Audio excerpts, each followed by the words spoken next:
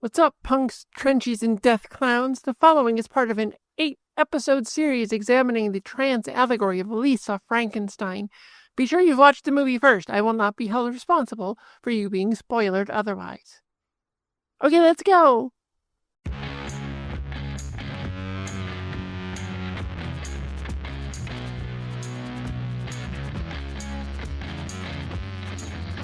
Welcome to Tilly's Trans Tuesdays. Tilly Vision is back again to talk about the first explicitly trans mask allegory I've seen. Let's dive into the delightful, the weird, the wonderful, unintentionally intentional trans allegory of Lisa Frankenstein, Part 1. This week, context, color, names, and more.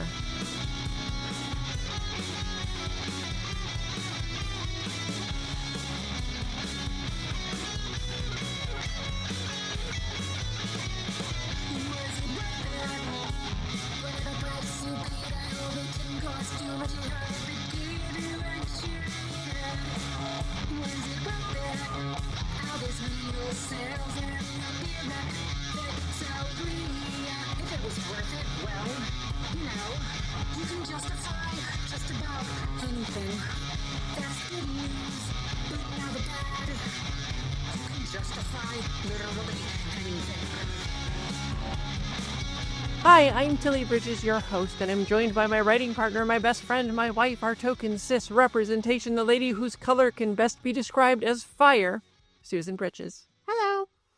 Our guest this week is Kent EIGENGRAU, a production assistant, writer, and artist who specializes in sci-fi, horror, and all things genre. He spends his free time doing mutual aid, working on D&D campaigns, collecting vintage sci-fi novels, and hyperfixating on various media. He is a transgender man and has a degree in literary fiction and film production, specializing in genre theory and film adaptation. Welcome, Kent. Hi, happy to be here. Okay, so what is this literary fiction and film production? Like, is it like a marriage of the two? Like, how does that work? Tell me about it. Yeah, so I went to Emerson College. Majors work a little differently there. Okay. I was in visual media arts was my like section of majors. So I went to film school more or Yeah. less. And I sort of married that with the more writerly pursuits of things. Like most people going to film school, I went in thinking I was going to be a director. Then I tried it out and found that I liked screenwriting and adaptations and stuff more. So I leaned more into Okay. the literary department as well. So I kind of married the idea of a literary degree and a film degree. So I specialized in adaptations and specifically genre stuff. So That's amazing, especially since we're talking about a media adaptation of a literary work. Frankenstein and Mary Shelley was something that was like an actual like course that I took. Wow. Oh, There's wow. Monsters in Women's Literature was a course that I took. And then I also took a course on classics, women in classics. So like old like Greek and Roman literature and specifically focused on a lot of like tragedies and stuff. So like women in Greek tragedies and things. So that's a big portion of overlap that I You're think going we're to going to have find so many here. thoughts about this movie. I can't wait to hear them. I will And try I'm to contain them. actually reading Frankenstein right now. Have you not read it before? I have not. Oh, yeah. I've read it a few times. It's really good. I'd never read it before. Yeah. So, How exciting for you. yeah. All right. So, Kent, for you, what has been the best thing about transitioning? I think just coming to understand myself, coming to just enjoy life finally.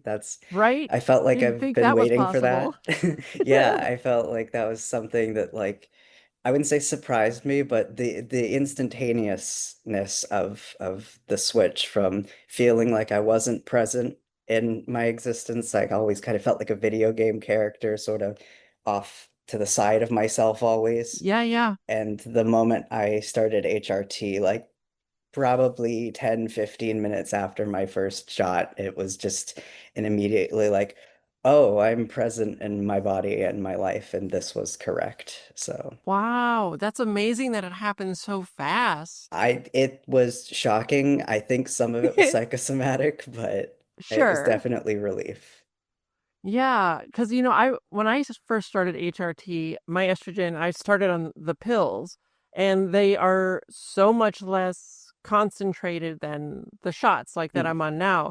And so and they work so slowly, and it was just it's such a small dose that it like I felt nothing. I was like, I'm so excited, I'm so excited, and then it was like nothing, nothing, nothing, nothing for weeks, and then it finally starts. But I think if I'd had the shots, I might have felt that way because even after being on the pills for a couple of years until they stopped working for me. The first shot I had, oh my God, it was like a world of difference. Yeah, supposedly there's pills for testosterone, but I've been told that they really mess up like your kidneys or your Oh, liver or yeah. something, so they Oh tend dear. not to give them out to people. It tends to be gel or injectables, Yeah, so yeah. but I didn't know that about the pill. That's interesting. Yeah, it's weird. Like, and it also cannot be great for your liver as well unless you Yeah. like dissolve them under your tongue rather than swallow them. So I was doing that, but Ah, yeah, they just stopped working entirely, and that was a really rough summer for me to figure out what was, no. Can you imagine? Like you have this and then you're taking it and then suddenly you're feeling awful and it just gets worse and you don't feel right anymore and your head is all messed up. It was Oh, oh, wow, that's really hard early on too. Oh man. Oh it was rough. no. I mean, it was like 2 years in, I think, but yeah, oh, it was a nightmare. It was terrible. But we're talking about Ken. But we're talking about you and this movie. Do you want to let folks know where they can find you online after listening? I am kind of an old man. I don't do a lot of socials. I am on LinkedIn. Hire me. I'm always looking for work. So Hire Kent. Absolutely. You were I the COVID compliance officer on our yes, I film shoot was. for Long Yes, I Away, was. and you were lovely to work with. So Oh, thank highly you. recommended. I highly recommended to work with you too as well. Aw, it's a love Hire fest. any of us. All of us. All of us, really. Be Everybody best, needs yeah. work. Yeah. Production is slow lately. All right. Well, I have done a lot of trans allegory in media write-ups, and they've kind of become what I'm most known for, thanks to the series on the Matrix film that became my book, Begin Transmission, The Trans Allegories of the Matrix. If you'd like to check out all of the others I've done, head to the transmedia section of Tilly'sTransTuesdays.com. and have a browse. These are easily the most popular essays and podcast episodes I do. You all seem to love experiencing them as much as I truly love doing them. But as a reminder, they are exceptionally more work than my usual essays. Between watching the film and taking notes, turning those notes into this write-up, sourcing screenshots, research, editing, and revising, and recording the podcast version, I put approximately 30 hours or more of work into this, and that's why I can only do them every so often. But hey, the next one is here. Hooray! When I first saw Lisa Frankenstein, I not only loved its heart and humor and its delightful weirdness, but so much transness leapt out at me that it immediately went onto my list of films to do a trans allegory deep dive on. Especially since it's the first trans mask allegory that I've found. Some, like Silo, which as far as I know is entirely unintentional and was discussed in episodes 36 to 44, and Star Trek Strange New Worlds Ad Astra per Aspera speak generally about transness. Others, like The Matrix, discussed in episode 26, and Barbie, episodes 61 to 68, and I Saw the TV Glow, episodes 81 to 87, speak even more specifically to trans femmes. So I was really excited to dive into this one for all the trans men and non-binary mask folks out there, especially given the erasure of trans men is a real thing that happens. Listen to episode 14 of this show for more about that. But I do want to say, Lisa Frankenstein, like The Matrix and Barbie and I Saw the TV Glow, still speaks to the entire trans community in so many ways. Okay, Kent, so I wanted to ask you, what was your first impression when you saw this? Did like transness jump out and grab you like it did with me? I don't know if we're getting into the spoilers about the movie, but there's some very specific scenes in this that There sure very much are, was like, oh, all right, there it is. right? Yeah. But did you find like even like outside of those though, did you find that there was a lot that like spoke to you as a trans man and to your experiences? I think that there is. I believe that any time you put kind of like a sort of frillier Victorian gentlemen on screen. I think a lot of the trans men, there's a common joke about trans names that all trans men have names that are like drowned Victorian boys. And I'm not beating the allegations, my name's from the 20s, but I love that. but yeah, no, I think that there's some strange fascination with the Gothic and like older, sort of more sensible sort of gentleman kind of as a character. I think that there's a lot of like hyper masculinity in today's like male representation. So I think maybe Yeah. that's part of it. Okay, yeah, I can see that. But yeah, I think that that was something that, for whatever reason, fixates quite a lot of us. I think that also just like Frankenstein is like it's a story for outsiders. A lot of Yeah, Gothic monsters and classic monsters always have been. Guillermo del Toro talks a lot about that, about how he gravitates towards monsters, and I think a lot of trans people find themselves gravitating towards horror because of similar things, I would say. sure. It's interesting that you say that about trans men and sort of like Victorian names because there was this list that was posted of like the most popular cutesy dog names, and like every trans woman you've met, their name was on that list. Like even mine, it was on there. And I just find that absolutely hilarious that we each have our own little areas that we're sort of drawn. We want the cutesy things and you want the regal gentleman, and it's all just wonderful. I think your name is wonderful. Well, thank you. I put a lot of work into it. All right, so what the hell is an unintentionally intentional trans allegory, Tilly? Well, I'm so glad you asked. This is the perfect timing because I was just about to tell you. As far as I'm aware, no out trans people worked on this film, but in an interview with intomore.com, Lisa Frankenstein writer and producer Diablo Cody had this to say about the film's queerness. Quote, "The object of Lisa's affection is literally in a closet for most of the film. I grew up not just in the 80s, but Catholic in the 80s, at a time when people around me were encouraged to repress any queer feelings that they had. And this relationship in this movie is hidden, so I think you can read some subtext into that.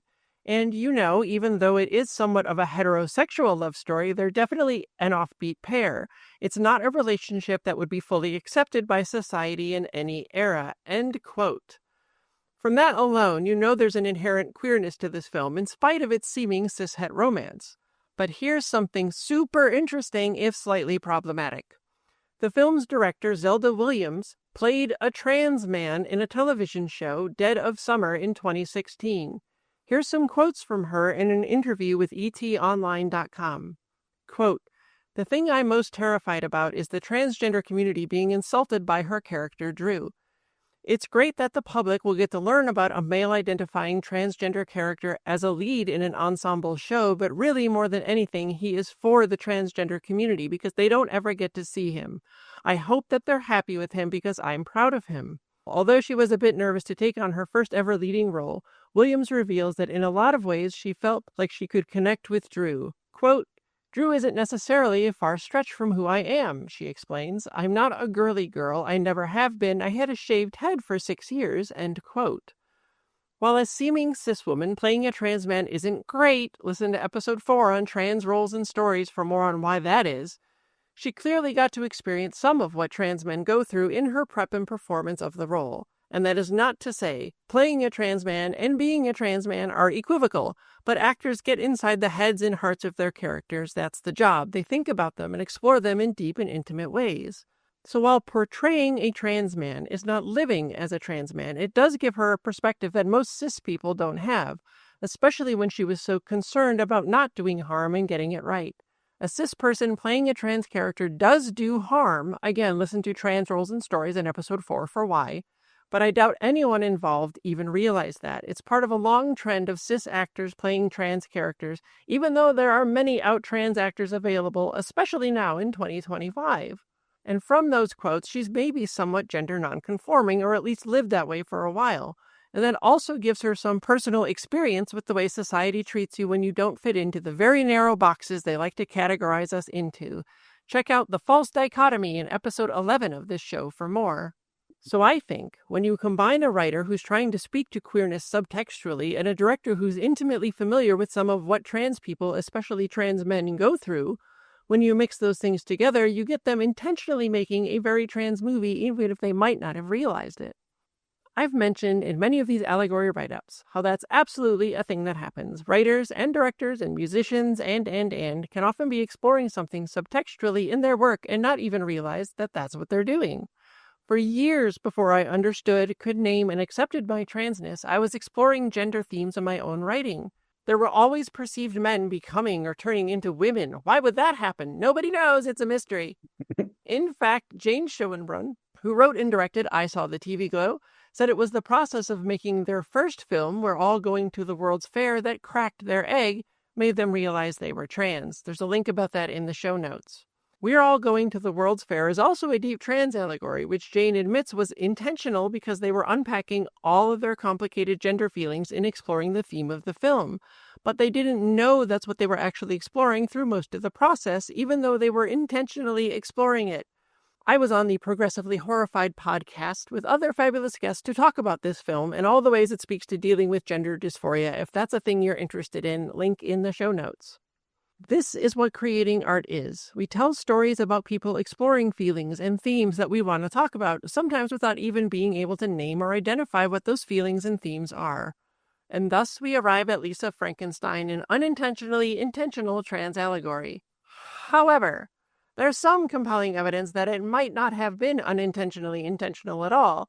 Once we get to the end and you have all the evidence, that's something you can ponder. Just remember that everything in a movie is a choice made by the filmmakers. Even when coincidences or happy accidents happen, it's a choice whether to include those in the final cut of the movie or not. There is artistic intent behind it. All right, Kent, before we get into discussing the specifics of the film, what is your take on the intentionality behind the trans allegory of it? Hmm. I feel like for so long in like movie history, there's always been this sort of there's always been this sort of queer, trans, like gay code that we've all kind of had to slip Sure. into movies.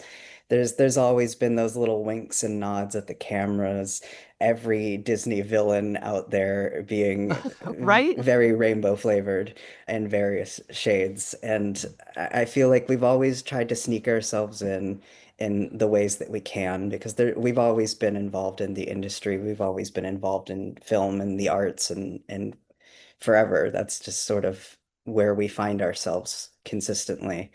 Yeah. I feel like there's always shades of that sneaking into film intentionally and unintentionally. This comes up quite a bit. There's so many essays and things out there of, oh, did you know that this character is actually trans or this character is actually gay? Or, I mean, Yeah. we need that. We do that. It's necessary and it's also, I think, cathartic. That it's just something that I think a lot of us end up doing to see ourselves and to also appreciate in different ways of viewing movies. Like we apply lenses to seeing movies. So to queer a film, I think is something that came up a lot in like my college like film theory classes about applying different lenses when viewing a film. So there's the first watch you do of a film, which is just taking the film in. And then the second watch, you apply a certain lens to it. So you can apply a communist lens to it, feminist lens to it, or a queer lens. And that was something we talked about quite a bit. And different films look very different when you apply different lenses to them. Like watching a 3D movie without the glasses on is a very different experience from having the glasses on. I Yeah, think that's with a this great way of film, describing it. I think with this film, I see what you mean by intentional, unintentional. There's definitely some happy accidents, and then there's some definite stuff in there where it's like, I don't know if this was them referencing how queer horror and just Frankenstein in general is, or like from other adaptations, like pulling in from so many different movies and so many different horror things, Yeah. or if it was deliberately put in there as like a cheeky wink. Yeah. So I'm interested to Yeah. hear what evidence you have, because I definitely think that what I found and what you found is going to be different. So I'm very interested. Fascinating. Yes, I definitely, I cannot wait. But I do want to hit on one important thing that you said is that so often, we apply these lenses or we have to tell our own stories even intentionally through allegory because that's the only way we can get them out there. Yes, Even in yes. 2025, like we have had personal experience with, Yeah. you know what, you need to pull the trans in Mm-hmm. this back. And it Mm-hmm. ends up being nothing more than allegory because that's all the people in Powerful that you get through. And it's really hard to deal with that. Yeah, I've definitely dealt with that in submitting screenwriting projects to competition. There's Yeah. always you can fit in the LGBTQ box or you can fit in the science fiction box. You can't fit in both. Yeah, and And that's that's always that's tough when it's it's both. so tough. Yeah, we're experiencing that with our short Long Away, where it Yep. keeps getting into Mm. festivals that are explicitly queer festivals, or a festival that has a queer category, but it's And not they're getting like, into like sci-fi festivals or just yeah, you need plain to bring short this film down to festivals. earth more. You need to do a more coming of age story. Do the Yeah, same it's coming just out story that they always want you to tell. yeah, yeah. It was wild at the Long Beach Q Film Festival, which is a festival full of queer and trans films, and ours ran in the short film block, and we were the only film that had any sci-fi in it. And we were on a panel with them Oof. afterwards, and Yep. they're like, "Talk about why did you make a sci-fi movie? Yeah. Like it was the Mm-hmm. weirdest thing. Why would you do Yeah. this? Yeah. You can do both. You can Mm-hmm. have queer trans sci-fi. It's Just okay, watch an old Star Trek episode. It's all over the place. Like right?" it's if science fiction can communicate political ideas, can communicate religious allegory, like genre is another type of lens to apply to a story you're telling. Like ray Yeah, guns don't necessarily just mean ray guns. Like exactly. the monster in Frankenstein doesn't just mean that there's a monster there. There's Yeah, symbolism, there's semiotics in play. yeah, Everything put into the book is both what it is, but also there's metaphor. And yeah, everything in there is choice, which I think is also kind of what you're getting at with the film here. yeah. Right. The semiotics, I think, is essentially what this first episode sounds like you're going to be breaking down. Yeah, it's, famously, as you said, watch an old sci-fi episode. Famously, that's all the Twilight Zone ever was. It's Yes. just allegory for the stuff they wouldn't let Rod talk about on the surface. So, Yes, yeah, yes. yeah. All We right. have a rich history. Yes. Let's get into talking about the film itself. On the surface, it's a Frankenstein retelling about a teen girl who's a bit of an outcast, bringing a dead body to life, making him whole with pieces from other humans and falling in love with him. But just like with The Matrix and Barbie, Lisa and the creature, this is how he's referred to in the film's subtitles and is how the monster is referred to Wait, in they the didn't give original him a name? Frankenstein. No, he never got a name. Not in the See, I kept script? I haven't seen the script, but in the subtitles, he does not have a name, and Hmm. his gravestone very pointedly does not have a name, which we'll talk about when we get there. yeah, But because I yeah, was like, "Are you sure it's not on the gravestone?" I think you went back and checked I've after I I just was been did. like, calling him Stein in my head because that's kind of what you could make out on the headstone, Right, but right, yeah. hmm. Well, my theory is, again, that Lisa and the quote unquote creature represent the same person at two different points of transition. Oh wow, that's very different than how I saw it. Oh, I'm That's very cool, excited. though. Yes, okay. Before we go any further, I don't like referring to someone who is, in effect, a trans man as the creature. So for the rest of these deep dives, I'm going to call him Frank. Lisa is a trans man who is denied their truth, like society instructs us to do in so many ways. See Gendered Childhoods in episode 50 and Trans Trauma 2 Societal Gaslighting in episode 95. Over the course of the film, she self-actualizes and becomes who she truly is, Frank, the trans man. It's important to note this movie is not about her egg cracking or realizing that she's trans. This is about someone who did realize, but the world reacted so poorly that she suppressed and denied her own truth. And then coming to realize she cannot deny that truth no matter how hard she tries and finally accepting it. So Frank represents her self-actualization, exactly the way Trinity represented that for Neo in The Matrix. And just like in the Matrix films, the quote-unquote romance between the two apparently cishet lead characters is actually about someone loving themselves enough to do what they need to do in order to be happy. Transition, even in spite of society working so hard to stop that. The point about Trinity and Neo, that's Yeah, okay. I'm very excited to see how you're applying kind of the same framework to yeah, Lisa yeah. and Frank now. I'm very excited about this. I'm excited that you're excited. All right, Lisa derives from Elizabeth, which is the Greek form of the Hebrew name Elisheva, which means my God is an oath. An oath is a promise, and though I'm not Jewish, if quote-unquote God is love holds true, then Lisa becomes love is a promise to yourself, to love yourself, to be your true self. Lisa's last name is Swallows. Those birds are symbolic of homecoming, very super texty for someone who rejected their truth, but then comes back around to accepting it, but also of the protection and blessing of the divine. And if God is love, the love she has for herself is protected and blessed here in her heart. Swallows can also represent those who know the truth but refuse to accept it. So now it's just super text. And if you're new to these, supertext is a term I coined to mean the opposite of subtext, basically yelling the truth right in your face. Lisa's stepsister is Taffy, which in terms of names is the anglicized form of Dafydd, which is itself is the Welsh form of David, which comes from the Hebrew name Dawid, which means beloved or uncle. So what the heck is going on there? Is the seeming gender swap of the name important? I submit to you that no, it is not. And in fact, I think the Taffy in Lisa Frankenstein has nothing to do with the origins of the name. It is instead there because of the candy. Because what is taffy? It is soft, stretchy, malleable. It can take whatever shape you mold it into. And Taffy, the character, is everything society tells you girls should be. Pretty, overly concerned with her appearance, kind of obsessed with boys, ultra femme. She's everything Lisa doesn't want to be. Though the fact that she's someone who should and seemingly does actually care about Lisa, well, until she doesn't, is also important. Lisa's dad is Dale, which literally just means a dale or valley. But what is a valley? A low point that prevents you from seeing what's around you. Dale is perpetually unaware of his surroundings, what's going on, or even how to describe his own wife's appearance. That was actually really funny. It was. Oh, I got a good laugh out of that scene. And also Yeah. Taffy is like an interesting character. I found myself endeared to her, even though there's the betrayal near the end. Yeah. But yeah, it's she's such a sweet character. A lot, but very sweet.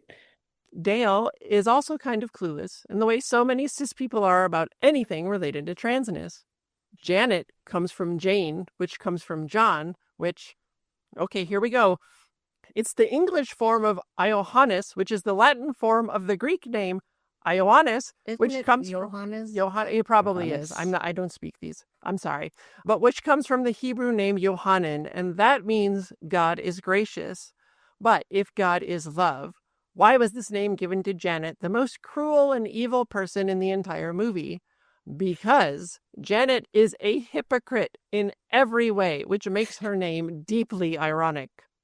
Michael is from the Hebrew name Michael, meaning who is like God or like God. Again, if God is love, then Michael is like love, but maybe actually isn't love, which is important.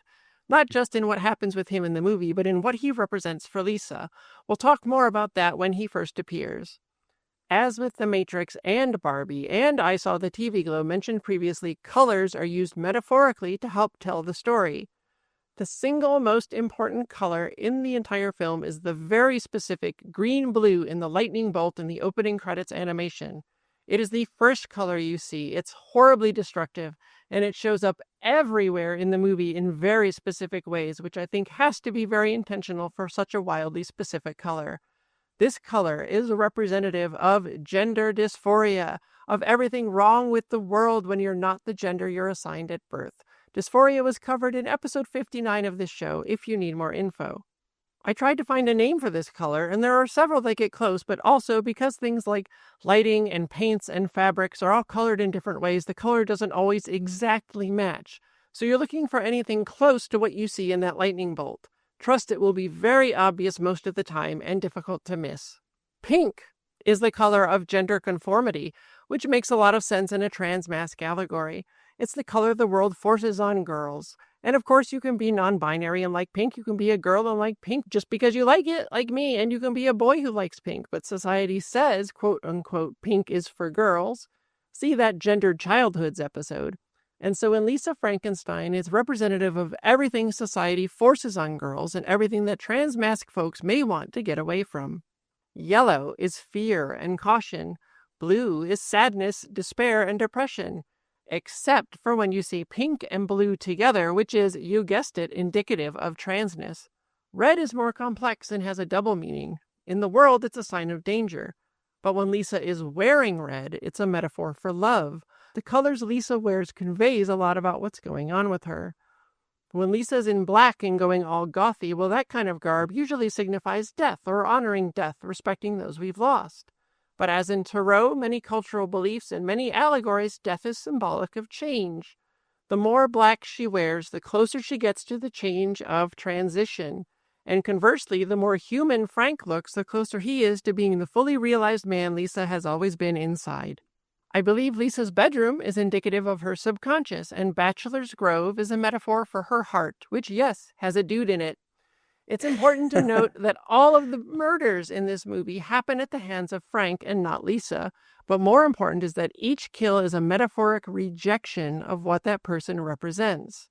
And just to be clear, though Lisa is a trans man, for clarity, I will use she, her pronouns for her and he, him for her true self, Frank.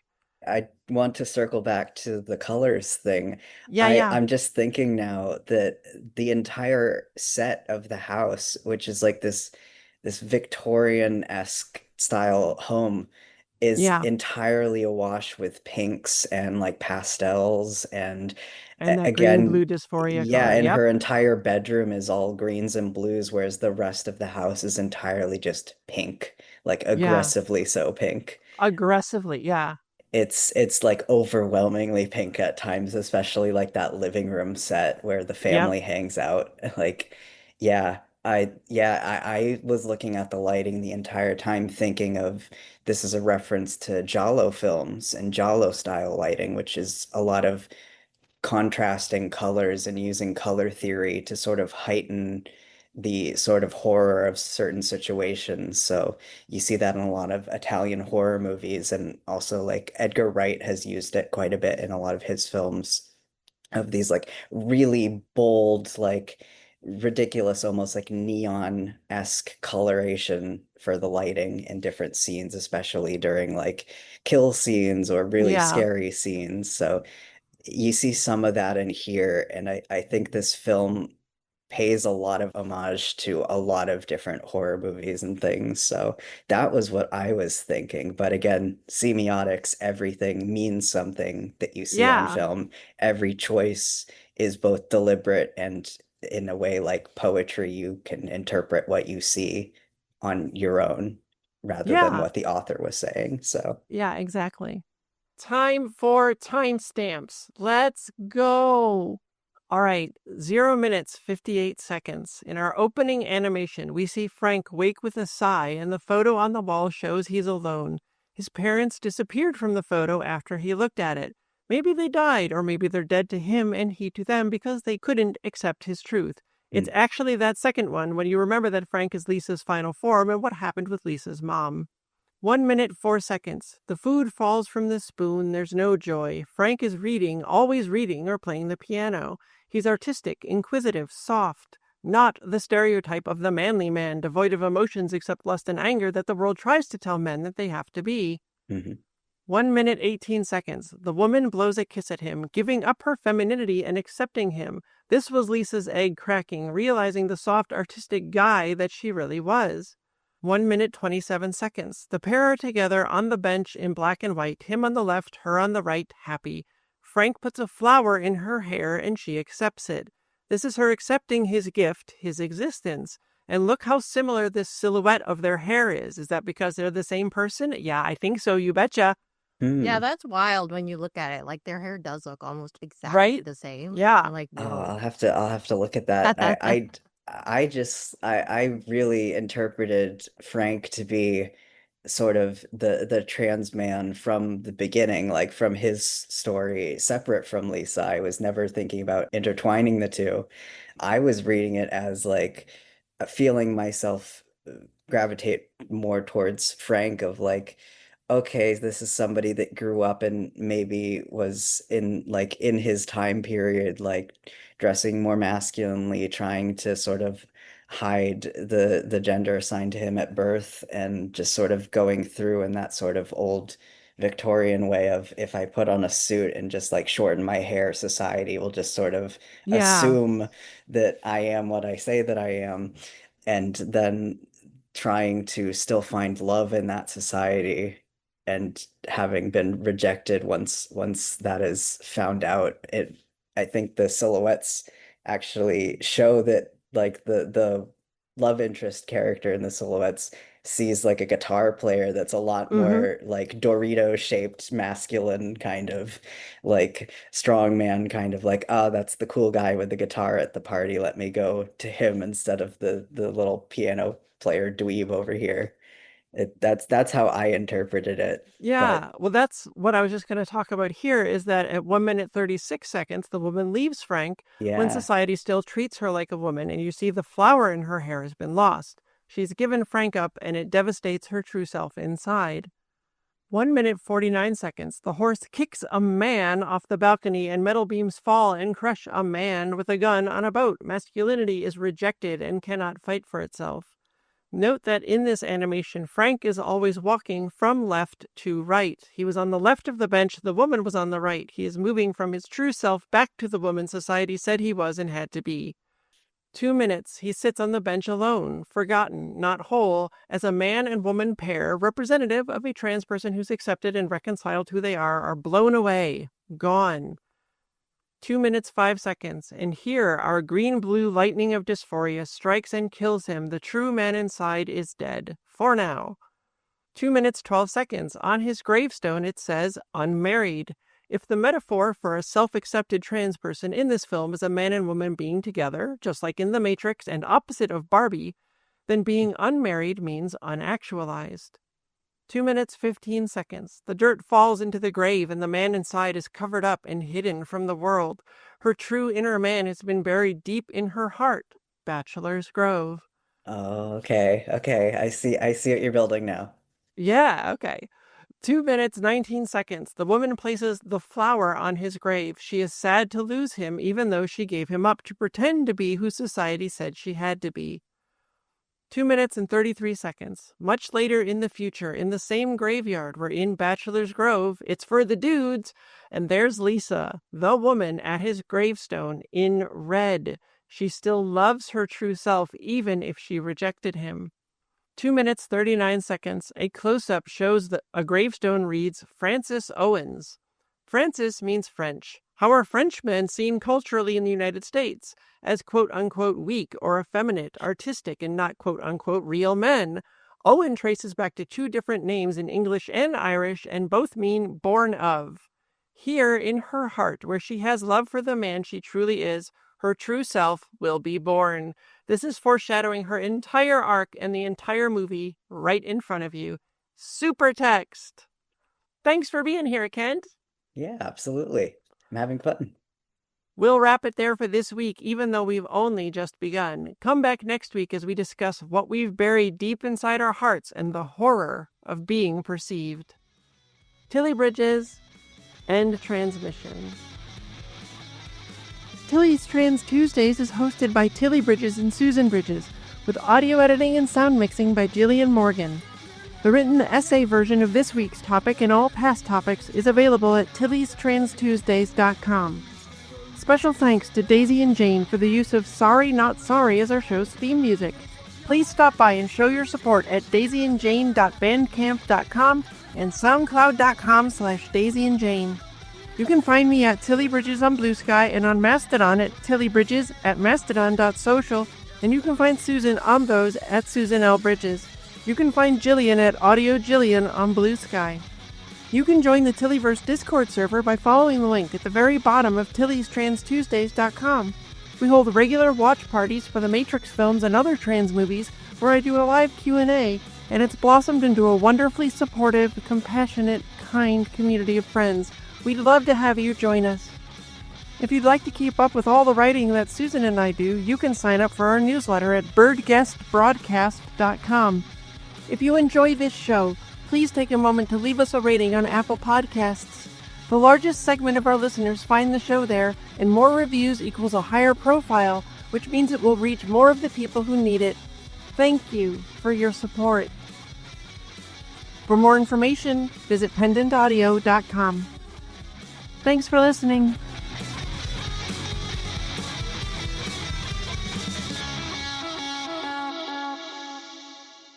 Hire any of us. All of us.